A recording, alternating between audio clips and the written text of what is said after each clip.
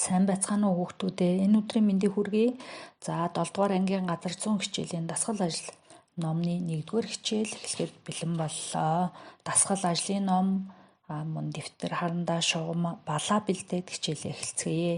Хичээл номер 1. Газар зүй юуг судалдаг вэ? За даалгавар 1. Газар зүй юуг судалдаг вэ гэсэн 12 асуултыг анхааралтай уншаад асуулт бүрийн ард байгаа хаалтан дотор санал нийлэхгүй байгаа бол 1, мэдэхгүй байгаа бол 3, санал нийлж байгаа бол 5 гэсэн оноог тавиад нэгтгээд нийт оноогоо бичээрэй. Ингээд нийт оноогоо гаргасны дараа хүснэгтэнд дотор байгаа мэдээллийг уншаад өөрийгөө сориорой. Хэрвээ та 15-аас бага оноо авсан бол ер нь өөр ажил мэргэжил судлах хэрэгтэй. 15-аас 30 оноо авсан бол газар зүйд сонирхол бага боловч таны сэтгэл зүтгэлээс бүх юм шалтгаална. 30-аас 40 оноо авсан бол газар зүйч байх сонирхолтой боловч та өөртөө итгэлгүй байна.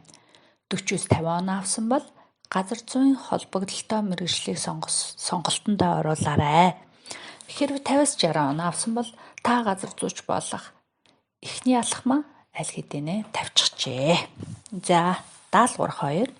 Даалгавар 2 бол газар зүй юу судалдаг вэ гэсэн асуулт байгаа. Энэ даалгаврыг хийхдээ ээж аав, ах эгч, найзуудынхаа аль нэгэнтэй ярилцсан зүйлээ эргэцүүлж бодоод асуултын хариултыг бичих хэсэгтэр бичээрэй. За газар зүй гэж юу юм бэ? Гэхээр нийгмийн болоод орчны харилцаа холбоог орон зай цаг хугацааны явцад судлах, үр нөлөөг тайлбарладаг шинжлэх ухаан юм аа. Даалгавар 3. Яагаад газар зүйг судлах хэрэгтэй вэ? Газар зүй судалснаар дэлхийн тухай судална, олон улсуудтай танилцах боломжтой, мөн судлах боломжтой. Газар зүйг судлан олон сонирхолтой мэргэжлийг эзэмшиж болно. Газар зүйн мэдлэг болсноор өөр мэргэжил эзэмшсэн ч хэрэг болж идэг байгаа. Тиймээс яагаад газар зүй судлах вэ, хэрэгтэй вэ гэдгийг мөн ээж аав найзуудтайгаа ярилцаж байгаад тунгаан бодоод дэвтэртээ бичээрэй хүүхдүүдээ.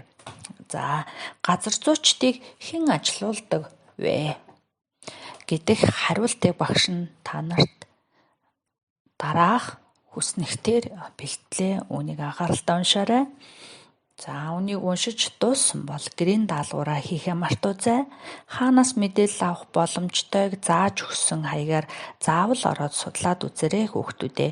Хэрв гэрийн даалгавраа хийчихсэн бол сахиусан тэнгэрийн хүрхрээгч судлаад үзэх боломжтой.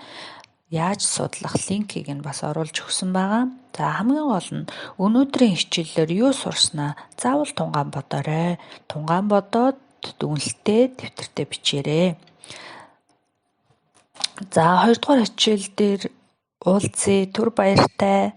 Гадуур гарахдаа маска зүгээрээ орж ирээд гараа сайн угаагаарай. Баяртай хүүхдүүдээ.